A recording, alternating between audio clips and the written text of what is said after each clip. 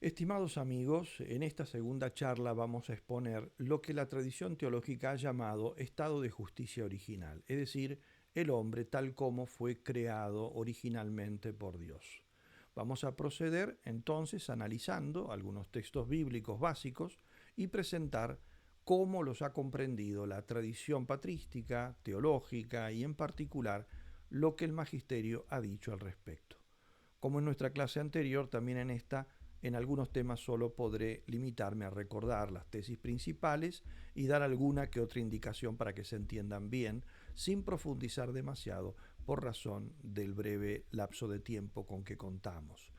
Me detendré, por lo tanto, solamente en los puntos que creo que pueden ser más provechosos para nuestro interés psicológico. Ante todo, comencemos por la posibilidad de la elevación del hombre y el fin del hombre. Decimos que el fin del hombre es la visión de Dios cara a cara. Esto es una verdad de fe. Dice el catecismo lo siguiente: el cielo es el fin último y la realización de las aspiraciones más profundas del hombre, el estado supremo y definitivo de dicha, número 1024. Poco más adelante añade: esta contemplación de Dios en su gloria celestial es llamada por la Iglesia la visión beatífica. Y cita estas palabras de San Cipriano de Cartago: ¿cuál no será tu gloria y tu dicha ser admitido a ver a Dios? La Sagrada Escritura lo afirma expresamente. Por ejemplo, para limitarme a dos pasajes principales, en la primera carta del apóstol San Juan dice lo siguiente: carísimos, desde ahora somos hijos de Dios y todavía no se mostró qué seremos. Sabemos que cuando se mostrare, seremos semejantes a Él porque le veremos tal cual es. Es decir, aquí San Juan está hablando de un estado posterior a esta vida, en el cual habrá una transformación de nuestra naturaleza a semejanza de Dios, seremos como es Él, ¿no? Y la causa de esta transformación la coloca el apóstol San Juan en la visión de Dios, porque lo veremos tal como es. Más importante todavía que este texto es el breve pasaje de San Pablo en la primera carta a los Corintios, capítulo 13, versículo 12, donde él dice lo siguiente: ahora vemos por medio de espejo en enigma, pero entonces veremos cara a cara. Esta oposición dialéctica, ahora, entonces, significa ahora en este estado de vida, entonces ese estado posterior a esta vida, post-mortem, ¿no? Y hace un juego contrapuesto. Ahora, el modo de conocer, se refiere, aquí está hablando del conocer a Dios, el modo de conocer a Dios es a través de la representación que nos hacen ver las criaturas, el reflejo de Dios, la participación de Dios que podemos observar en los atributos suyos derramados en las criaturas, ¿no? En ese entonces, en cambio, que hace referencia a ese momento escatológico después de esta vida, lo que cambia precisamente es el modo de conocer. No se conoce a Dios a través de algo creado, sino directamente, cara a cara, dice el apóstol. Santo Tomás de Aquino desarrolló largamente estas cuestiones en lo que se conoce como el Tratado de la Bienaventuranza, que está tratado principalmente en la Suma Teológica, la Prima Secunde, las cuestiones 1 al 5. No vamos a desarrollarlo, evidentemente, por la razón que ya mencioné al comienzo. Que el hombre tenga por fin último la visión de Dios cara a cara supone que su naturaleza puede ser elevada al orden sobrenatural. Esta elevación evidentemente tiene que ser gratuita, absolutamente gratuita, no debida a la naturaleza, porque Dios no está obligado respecto de ninguna cosa que no sea Dios. Esta cuestión, ¿no?, de cómo se da esa elevación, esa transformación de nuestra naturaleza en algo más elevado, por encima de sus propias capacidades, hacia el orden sobrenatural, ha sido objeto de larguísimas y enconadas discusiones a lo largo de la historia, particularmente en tres momentos principales. En primer lugar, en torno al siglo IV, cuando surge la herejía de Pelagio, que negaba la gratuidad del orden sobrenatural y ponía este orden como debido al esfuerzo humano. El gran objetor va a ser San Agustín. Luego, a lo largo del siglo XVI, entre teólogos de distintas escuelas que proponen distintas teorías para explicar la naturaleza de esta elevación, y el tercer momento de discusión ha sido el siglo XX, principalmente a partir de los años 50. En esta última oportunidad incluso hubo intervenciones del magisterio muy importantes, como algún pasaje dedicado por Pío XII en la encíclica Humani Generis, donde se refiere al tema poniendo los límites, lo que el hombre no puede negar. En concreto, lo que mencioné antes, no puede negar o no puede proponer una teoría sobre cómo es la elevación que termine negando la gratuidad de ese orden sobrenatural, ¿no? Pasemos ahora a lo que nos refiere la Sagrada Escritura sobre la creación del hombre. El texto principal se encuentra en los 2 primeros capítulos del Génesis, ¿no? Pero se pueden completar evidentemente con muchos otros pasajes de la Escritura. El capítulo primero del Génesis relata, como sabemos muy bien, la creación del universo, de todas las cosas por parte de Dios. El autor sagrado relata esto de un modo progresivo. Dios hace primero la luz, el día, la noche, el firmamento, las aguas, la tierra, el mundo vegetal, las estrellas, los animales, etc. Como cumbre de todo esto, el sexto día, que es el último día en que Dios trabaja, el séptimo descansa, crea al hombre. Hay 2 relatos en esos 2 capítulos de la creación del hombre. Un relato breve en el capítulo primero, versículos 26 al 28, y un relato más extenso en el capítulo segundo, versículos 15 al 25. Vamos a leer cada uno de estos 2. En primer lugar, Génesis 1, versículos 26 al 28. Dice así el texto. Y dijo Dios, hagamos al ser humano a nuestra imagen, como semejanza nuestra, y que manden en los peces del mar, y en las aves de los cielos, y en las bestias, y en todas las alimañas terrestres, y en todas las sierpes que serpean por la tierra. Creó pues Dios al ser humano a imagen suya, a imagen de Dios lo creó, macho y hembra los creó. Y Dios los bendijo diciéndoles, sed fecundos y multiplicaos, y henchid la tierra, y sometedla. Mandad en los peces del mar, y en las aves del cielo, y en todo animal que serpea sobre la tierra. El segundo texto dice así, Génesis capítulo 2, versículo 8, luego saltamos al 15 al 25. Luego plantó Yahvé, Dios, un jardín en Edén al oriente, donde colocó al hombre que había formado. Tomó pues Yahvé, Dios, al hombre y lo dejó en el jardín de Edén para que lo labrase y cuidase. Y Dios impuso al hombre este mandamiento. De cualquier árbol del jardín puedes comer, pero del árbol de la ciencia del bien y del mal no comerás, porque el día que comieres de él morirás sin remedio. Después de crear al hombre, dijo Yahvé Dios, no es bueno que el hombre esté solo, voy a hacerle una ayuda adecuada. Y Yahvé Dios formó del suelo todos los animales del campo y todas las aves del cielo y los llevó ante el hombre para que éste les pusiese nombre, y cada uno de ellos tuviese el nombre puesto por el hombre. El hombre puso nombres a todos los ganados, a las aves del cielo y a todos los animales del campo, pero en ninguno de ellos encontró una ayuda adecuada para sí mismo. Entonces Yahvé Dios hizo caer un profundo sueño sobre el hombre, el cual se durmió, y le quitó una de las costillas, rellenando el vacío con carne. De la costilla que Yahvé Dios tomó del hombre, formó una mujer y se la presentó. Entonces éste exclamó, esta sí que es hueso de mis huesos y carne de mi carne. Será llamada mujer porque del varón ha sido tomada. Por eso deja el hombre a su padre y a su madre, y se une a su mujer y se hacen una sola carne. El hombre y su mujer estaban desnudos, pero no se avergonzaban uno del otro.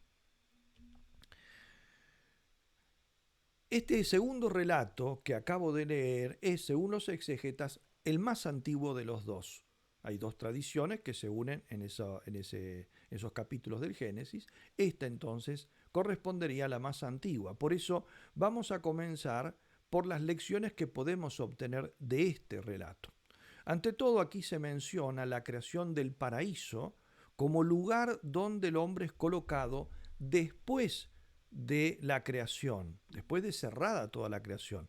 Dios ha creado todas las cosas, crea al hombre, descansa, luego crea el paraíso y allí coloca al hombre. Observemos entonces esta extrañeza, por decirlo de alguna manera. Luego, dice, plantó Yahvé Dios un jardín en Edén, al oriente, donde colocó al hombre que había formado. O sea, forma primero al hombre, luego hace el jardín y lo coloca allí.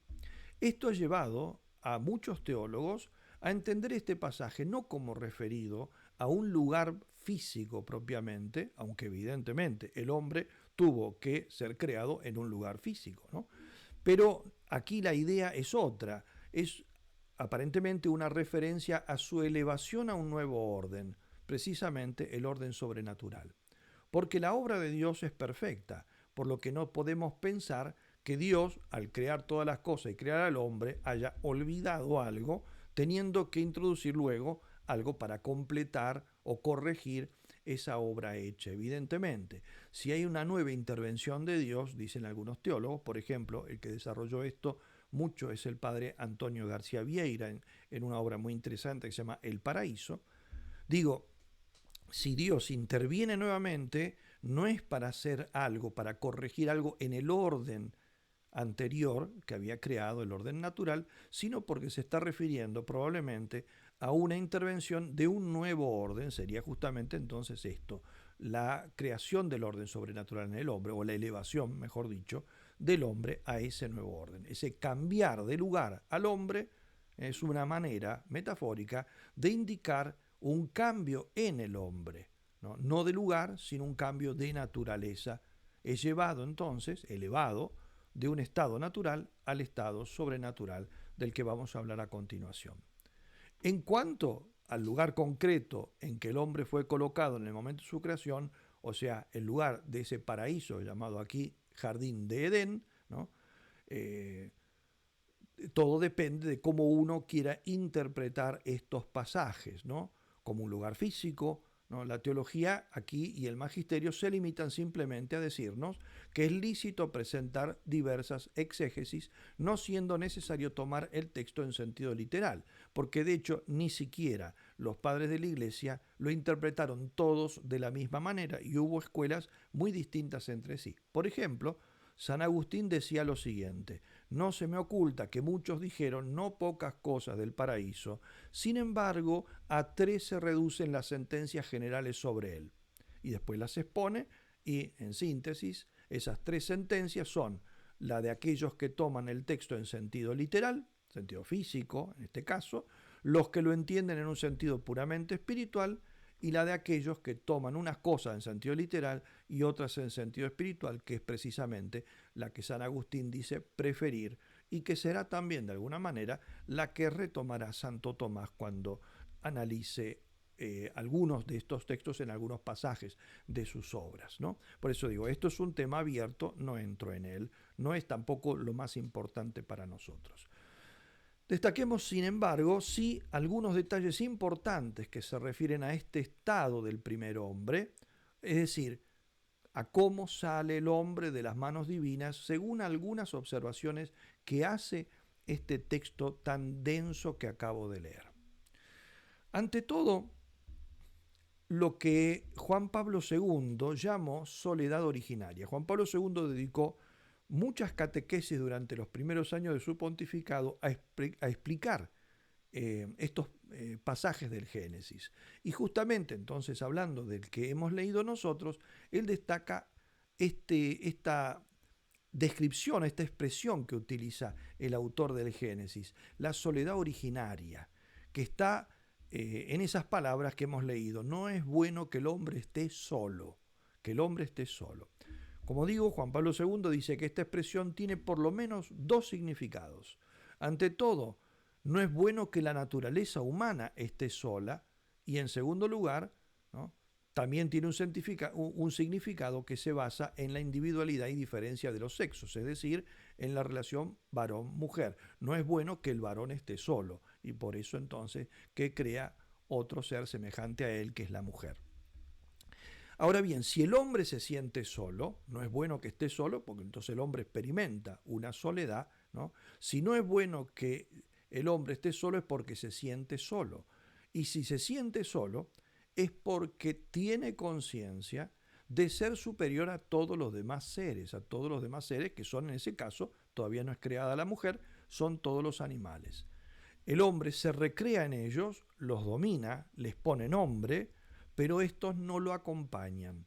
El primer hombre se autocomprende entonces como distinto y superior, es decir, descubre su trascendencia respecto del mundo.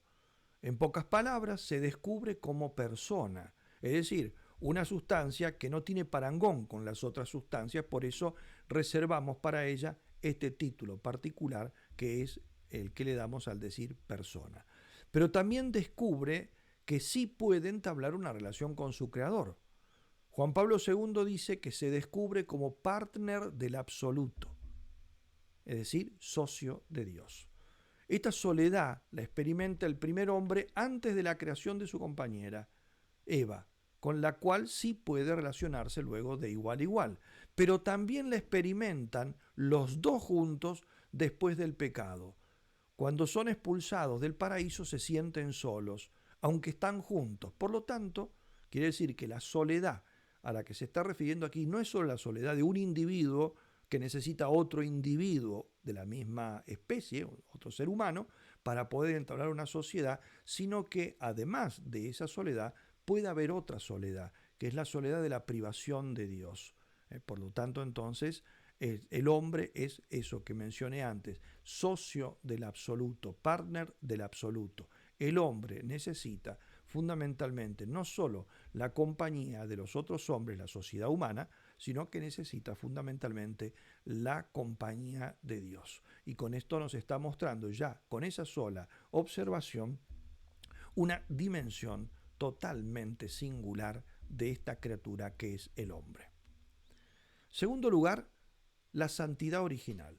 Pertenece al sentido literal del capítulo 2 del Génesis, el que el hombre fue constituido en estado de inocencia.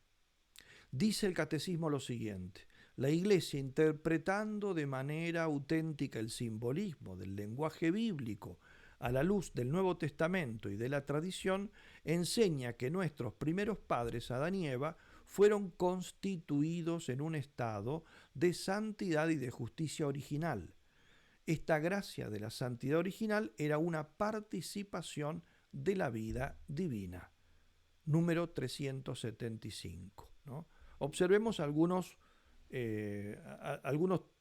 términos claves en este pasaje del catecismo, que está retomando pasajes del magisterio anterior, concretamente de 3 concilios, ¿no? El concilio 16 de Cartago, el segundo concilio de Orange o Araucano II y el concilio de Trento. Dice que fueron constituidos en un estado de santidad y de justicia original. La palabra constituido es una palabra técnica que usó el concilio de Trento para evitar meterse o tomar partido en una discusión que había en el momento, a saber si el hombre había sido creado por Dios en este estado de justicia y santidad, o bien había sido creado en estado natural e inmediatamente elevado. O creación en ese estado o elevación inmediata. Para evitar eso, directamente usan la palabra constituidos, ¿no? Y en segundo lugar, la segunda observación, la definición de esa santidad original como una participación de la vida divina. Es decir, hace referencia a la gracia como raíz de ese estado. El relato del Génesis, y además de los 2 capítulos que he mencionado, añadimos el tercero, Génesis entonces del 1 al 3, vemos que nos muestra 2 estados o situaciones en el primer hombre netamente diferentes entre sí. Ante todo, un estado de inocencia original, en los primeros 2 capítulos del Génesis, en el cual el hombre es presentado allí como fuera del conocimiento del bien y del mal. Es el estado que la teología después llamará status nature integre, ¿no? Estado de naturaleza íntegra. Luego, en segundo lugar, sobre todo en el capítulo 3, después de relatar el quebrantamiento del mandamiento divino, o sea, el pecado de Eva primero y luego lo hace participar a Adán, ¿no? Es mostrado el hombre me refiero tanto a Adán como Eva, es mostrado como en cierto modo dentro del conocimiento del bien y del mal, con todas las consecuencias que eso conlleva para él. Es el estado pecaminoso que la teología después ha llamado status nature lapse, estado de naturaleza caída. Entre ambos estados o situaciones existe no solo una diferencia cronológica, primero es uno, después es el otro, sino una disparidad esencial. Y lo que señala la línea divisoria entre ambas situaciones originales es el contacto con ese misterioso árbol de la ciencia del bien y del mal. Este estado original, entonces, el primero de los dos estados, que es al que nos referimos en esta clase en concreto, del otro hablaremos más adelante, este estado original, ¿en qué consistía? Consistía en un hábito entitativo, el hombre es creado, ¿no? Y recibe, o es constituido, para usar el término que hemos leído recién en el catecismo, es constituido en un estado que lo producía el hecho de que Dios le da gratuitamente al hombre un hábito entitativo, ¿no? Que es infundido, como ya dije, o en el momento mismo de la creación o inmediatamente después de esa. Como digo, este tema el Concilio de Trento no quiso expedirse al respecto, dejando la libre discusión de los teólogos, ¿no? Pero que consiste justamente en eso, ¿no? Es una constitución en un estado de gracia por la cual el hombre participa de la naturaleza divina, recibe una participación de la naturaleza divina. Ese estado, ese hábito entitativo que llamamos justicia original, consistía en un estado de perfecta ordenación o rectitud sobrenatural del hombre en orden a su fin último. Y tenía como dos elementos. El primero es justamente la rectitud, es decir, una subordinación ordenada, jerárquica, de todas sus potencias, de todo lo que es inmediatamente superior, ordenado dócilmente y espontáneamente a lo inmediatamente superior. Y en segundo lugar consistía en una condicionalidad, es decir, cada una de estas subordinaciones, ahora lo veremos en un diagrama que voy a presentar, ¿no? Cada una de estas subordinaciones se mantendría en la medida en que se mantuviese la superior. Ahora lo vamos a ver un poco más claramente. Aquí tenemos un diagrama, ¿no? Ante todo tenemos una serie de relaciones armoniosas en el hombre. El hombre, entonces, todo él está sometido a Dios, es decir, es obediente a la ley divina, sin ningún esfuerzo, con espontaneidad, con alegría, ¿no? En segundo lugar, el mundo entero, todo lo inferior al hombre, está sometido al hombre, tenía sobre él perfecto dominio. En tercer lugar, ya entrando dentro del hombre mismo, la inteligencia y la voluntad sometían armónicamente todo lo inferior a ella, es decir, el mundo de la afectividad, y viceversa, la afectividad se subordinaba armoniosamente a la inteligencia y la voluntad, es decir, carecían de concupiscencia desordenada. Y finalmente, el alma sujetaba perfectamente al cuerpo sin padecer la posibilidad de una separación involuntaria, es decir, inmunes a la muerte. Cada una de estas cuatro relaciones, el hombre a Dios, el mundo al hombre, las pasiones o el mundo afectivo, a la inteligencia y la voluntad, el cuerpo al alma, estaba garantizada por un don, es decir, eran fruto de un don de Dios, de un don divino, por lo tanto es un don de Dios. En primer lugar, la subordinación del hombre a Dios la producía el don infuso de la gracia divina. Esto es una verdad de fe católica, como dice el catecismo. Segundo lugar, la armonía o subordinación del mundo entero, de todo lo inferior al hombre era efecto de otro don recibido por el primer hombre, que se llama don de perfecto dominio. La existencia de este don no es propiamente una verdad de fe, sino una tradición teológica firme, es decir, fue afirmada pacíficamente por la patrística, por muchos teólogos medievales, etc., y figura también en muchos textos del magisterio, por lo menos antiguo. En tercer lugar, el dominio de la inteligencia y la voluntad, o sea, las facultades superiores, sobre la afectividad, era producido, garantizada, por otro don que se llama don de integridad. la existencia de este don también es de fe, como el de la gracia. Finalmente, la sujeción del cuerpo al alma, o, si se quiere, el dominio del alma sobre el cuerpo y la perfecta unidad, era efecto de otro don gratuito, que es el don de inmortalidad. También la existencia de este don pertenece a la fe. Además de estos 4 dones fundamentales, la tradición teológica ha mencionado otros dones que yo voy a indicar un poquito más adelante, ¿no? El conjunto entonces de estos dones que eran lo que componían justamente ese estado que hemos llamado de justicia original. La raíz de todos ellos es la gracia, es decir, el don de la gracia es el don raíz, de él brotan todos los demás. Y estos dones, lo importante es que todos estos dones, es decir, este estado de inocencia original compuesto por estos dones, había sido dado por Dios a Adán no a título personal, o sea, no solo para él, sino a la naturaleza, a toda la naturaleza humana en Adán. Por lo tanto, entonces, esto significa que Adán debería haberlos transmitido. Si no lo perdía, debería haberlos transmitido a sus hijos y sus hijos a sus hijos y así sucesivamente. Era un don entonces, por eso se dice don de la naturaleza, no de la persona. Los dones personales no se transmiten. En cambio, los dones naturales, es decir, lo que es dado a la naturaleza, se transmite cuando se transmite y cómo se transmite la naturaleza, es decir, en este caso, por generación.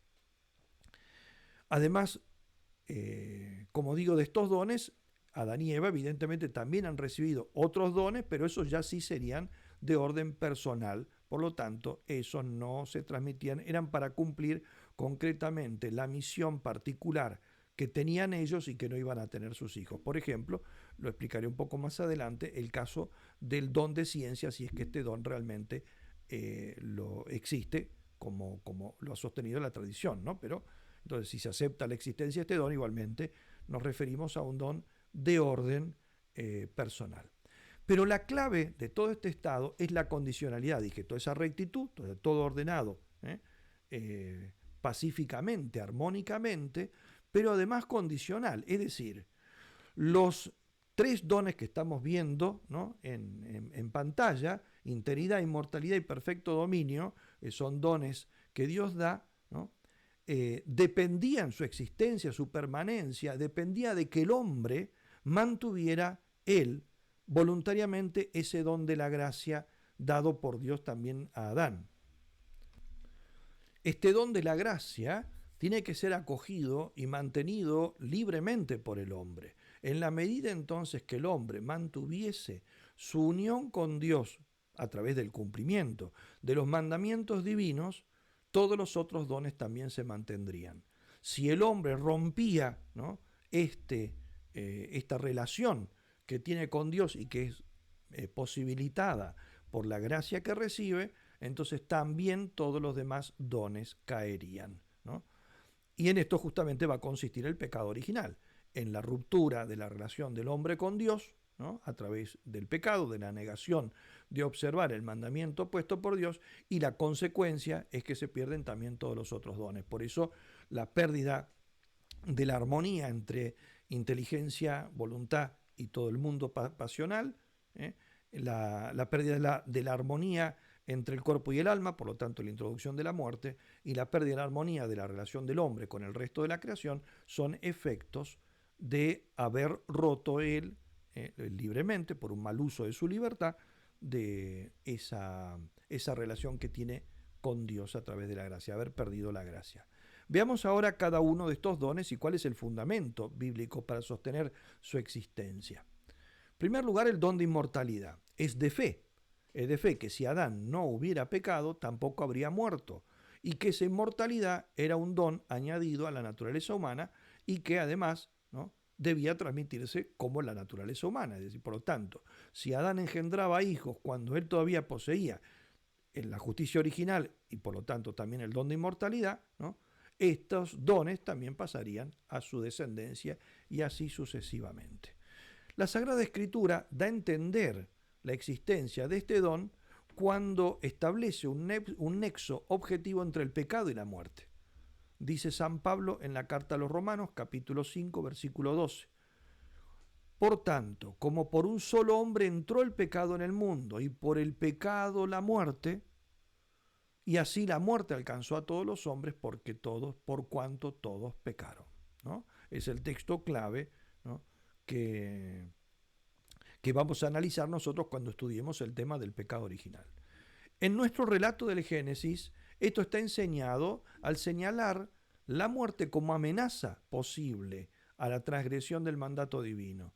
Dice en el capítulo 2, versículo 17, del árbol de la ciencia del bien y del mal no comerás, porque el día que comieres de él morirás sin remedio. Eso significa entonces que si no come, la muerte no lo tendría que haber afectado. Y es lo que señalan muchos otros pasajes de la Escritura. Por ejemplo, en el libro de la Sabiduría, capítulo 1, versículo 13, Dios no hizo la muerte y Dios creó al hombre incorruptible. Pero por envidia del diablo entró la muerte en el mundo, añade versículos más adelante, capítulo 2, versículo 23, siempre del libro de la Sabiduría. El magisterio de la Iglesia enseñó esto también con toda claridad. Menciono simplemente los lugares. En primer lugar, en el 16º Concilio de Cartago, en contra de la herejía del pelagianismo. Luego, en el Segundo Concilio de Orange, la muerte ciertamente es pena del pecado, dice allí. Luego, en el Concilio de Trento, ¿no? Donde dice: el primer hombre, al transgredir el mandamiento de Dios en el paraíso, incurrió por la ofensa de esta prevaricación en la ira y la indignación de Dios y por tanto en la muerte. El Concilio Vaticano II dice: la muerte de la que el hombre se habría librado si no hubiera pecado, Gaudium et Spes 18. Y lo mismo tenemos en el Catecismo de la Iglesia Católica. Por la irradiación de esta gracia de la santidad original, todas las dimensiones de la vida del hombre estaban fortalecidas. Mientras permaneciese en la intimidad divina, el hombre no debía ni morir, ¿no? Número 376. Observen cómo se señala aquí esa condicionalidad a la que hice referencia. Mientras permaneciese en la intimidad divina, la relación del hombre con Dios por la gracia, no debía ni morir, etcétera, ni tampoco los otros dones, sigue el texto después.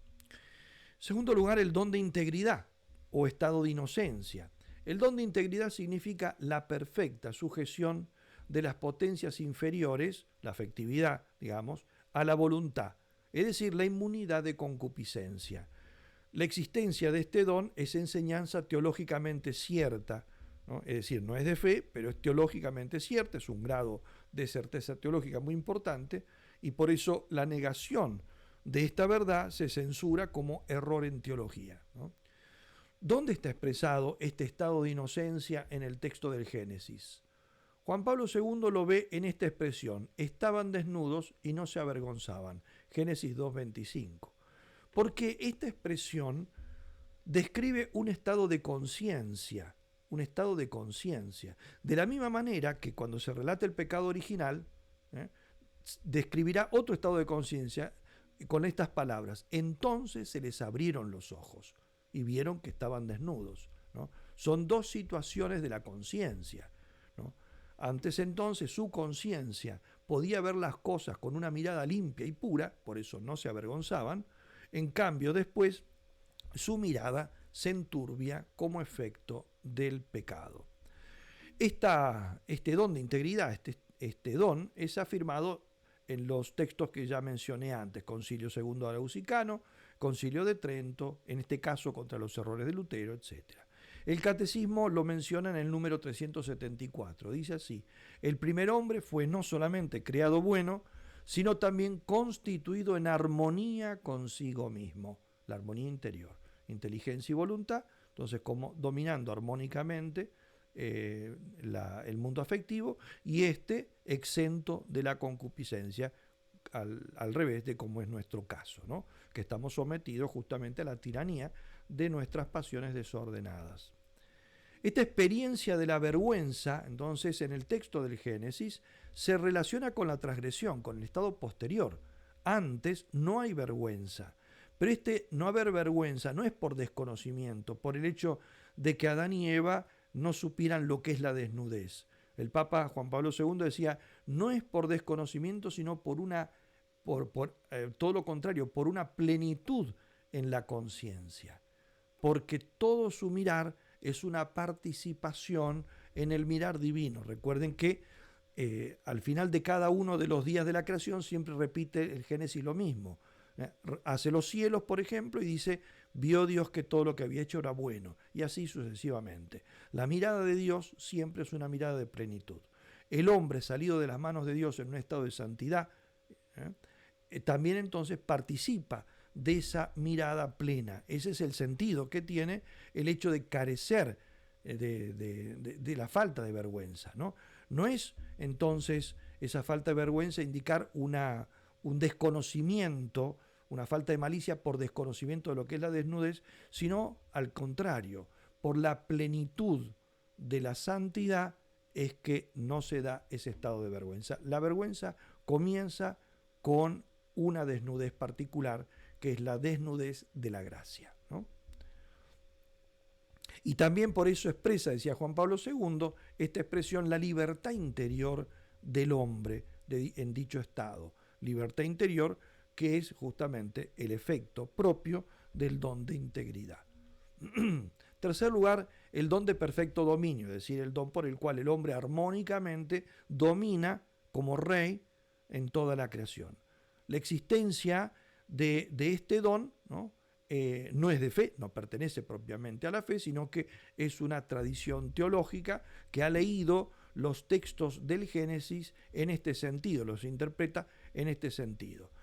Perfecto dominio significa entonces que el hombre en el estado de inocencia ejercía un dominio armónico sobre los distintos seres de la creación, siendo de esta manera entonces el hombre el principal instrumento del gobierno de Dios en el mundo. Dios ejerce su providencia a través del hombre. El hombre es el que, en nombre de Dios, domina las cosas.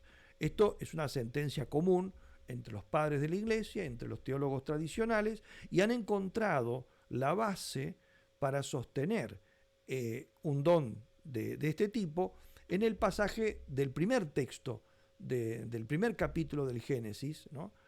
Donde dice, en los versículos 26 al 28, hagamos al hombre a nuestra imagen y semejanza para que domine sobre los peces del mar, las aves, etcétera, todo eso, ¿no? Y los creó macho y hembra y los bendijo, someted la tierra y dominad sobre los peces del mar, ¿no?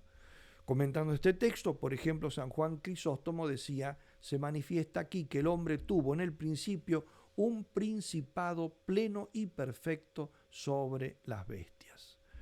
Santo Tomás, estudiando esto, dice que encuentra una triple razón de por qué Dios habría dado un don para garantizarle justamente el dominio perfecto al hombre en ese estado de inocencia. Primero, para destacar el rango ontológico del hombre respecto a los otros seres, en la escala de los seres. La jerarquía era el hombre como príncipe de todo, luego los irracionales, los vegetales, los minerales, etc. Y de modo tal entonces que justamente ese perfecto dominio muestra esa primacía en el orden jerárquico. Segundo lugar, por el mismo orden de la providencia, que gobierna lo inferior por lo superior, por lo tanto el mundo, Dios ejerce su gobierno a través del hombre, el mundo creado, ¿no? A través del hombre, pero para esto el hombre tiene que tener la capacidad de ejercer ese dominio, y por eso recibiría esto. Y en tercer lugar, dice Santo Tomás, por la misma razón gubernativa del hombre, su razón es gobernativa, la prudencia, porque es una razón gubernativa universal, es decir, puede someter todas las cosas. En cambio, el animal tiene una ratio gubernativa, una capacidad gobernativa particular, que es la estimativa, solamente sobre cosas particulares. De ahí entonces que el hombre sería lógico que recibiera de parte de Dios un don particular que sobreleve esto, de modo tal de que ese gobierno se ejerza con ese dominio particular que implica. El don de impasibilidad, la tradición ha colocado otros dones, dije, concretamente el don de impasibilidad, el don de ciencia, etcétera, y otros más. Me voy a referir a un par de ellos. Don de impasibilidad. El don de impasibilidad no pertenece a la fe, pero pertenece a la tradición patrística y teológica, ¿no? Y que sería en qué consistiría. Este don es el don por el cual se impediría que el bienestar del alma y del cuerpo fuera perturbado tanto por causas externas o internas.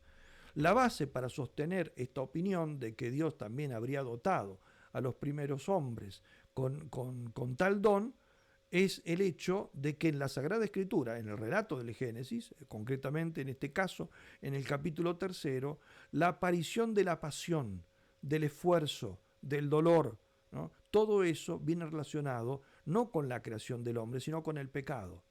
Por ejemplo, en el capítulo 3, versículos 17 al 19, dice: con trabajo comerás, con el sudor de tu rostro labrarás la tierra, a la mujer con dolor parirás. En cambio, antes del pecado no se hace ninguna alusión a ninguna de estas realidades. Es decir, quiere decir que el padecimiento, el hecho de que el hombre tenga que sufrir, es algo que no está presente como en el hombre salido de las manos de Dios, sino en el estado del hombre que introduce el mismo hombre a través de su pecado, ¿no? Y por eso es que, además, digamos, como complemento de esto, que el jardín, el paraíso, el jardín de Edén, es presentado justamente con ese término que significa jardín de delicia, es decir, lugar donde no hay padecimiento. Y finalmente el don de ciencia, ¿no? La tradición teológica ha hablado también, en el caso del primer hombre, de un don particular que en este caso no sería como los anteriores un don ligado a la naturaleza y por lo tanto transmisible junto con la naturaleza, sino un don dado a Adán a título personal, que es una plenitud particular de ciencia, ¿no? En el relato bíblico hay muchos elementos para fundar un don de este tipo, ¿no? Porque apenas el hombre sale de las manos de Dios, es presentado con una conciencia singular de su trascendencia respecto del resto de la creación. Ya he aludido a esto. El hombre, por ejemplo, comprende adecuadamente el mandato y la amenaza divina: si comiereis, moriréis. Por tanto, el primer hombre tiene una altísima conciencia de distintas cosas. Tiene conciencia, en primer lugar, de su diferencia con el mundo animal. Por eso se siente solo. No encuentra ninguna compañía, se autopercibe como completamente distinto del mundo animal. Tiene conciencia de su capacidad de relacionarse con Dios. Por eso con Él sí se relaciona. Tiene conciencia de su dignidad singular en el mundo creado. Es distinto de todas las cosas. Tiene conciencia de la responsabilidad de sus actos, de la gravedad de las consecuencias que puede originar en el caso de obrar contra la ley de Dios. Por eso es que Dios lo puede castigar. Sería injusto si Dios castiga a quien no entiende por qué está mal lo que tiene que hacer. Si hay un castigo es porque hay conciencia de la malicia. Y si hay conciencia de la malicia es porque hay un grado muy grande de comprensión de la moral, ¿no? Del bien y del mal. De aquí entonces que los teólogos antiguos aceptasen, como digo, la existencia de un estado de perfección particular en la inteligencia del primer hombre, que evidentemente no puede ser adquirida porque el hombre entonces ya lo tiene desde el momento de la creación y que tiene que ser entonces infundido por Dios. Eso es lo que se conoce como el don de ciencia. En particular, ¿no? Ese don de ciencia es dado a Adán porque Adán tiene que cumplir una misión del todo singular que solamente le toca a él como principio de la humanidad, y es ser el primer maestro, dice Santo Tomás, de todo lo que es el género humano. Por eso entonces es que tendría que recibir, sería lógico, que recibiese infundida una luz particular en este sentido, ¿no? En cambio, los demás hombres no necesitan ese don porque ya educados por Adán o por el primer hombre, ellos a su vez pueden entonces ejercer la tarea de educadores de los demás hombres, de sus hijos, y así sucesivamente. Por eso es que este don, como dije, es un don que la tradición ha colocado ligado a la persona del primer hombre y no ligado a la naturaleza. Por lo tanto, transmitiría en el plan de Dios, tendría que haber transmitido la naturaleza como la recibió en ese estado de justicia original, con todos los dones que incluía ese estado, no los dones particulares. Como sabemos y veremos entonces ya en la próxima clase, Adán frustró este plan original pecando contra Dios y por eso entonces no pudo transmitir la naturaleza en ese estado. Pero eso será ya el tema de nuestra próxima clase. Como podemos ver, nos hemos basado para estos elementos en los datos de la revelación, pero leídos no a modo puramente material, sino ahondando en sus contenidos teológicos. Esto nos muestra cuánta riqueza antropológica encierran los 3 primeros capítulos del Génesis y nos invitan a seguir profundizándolo.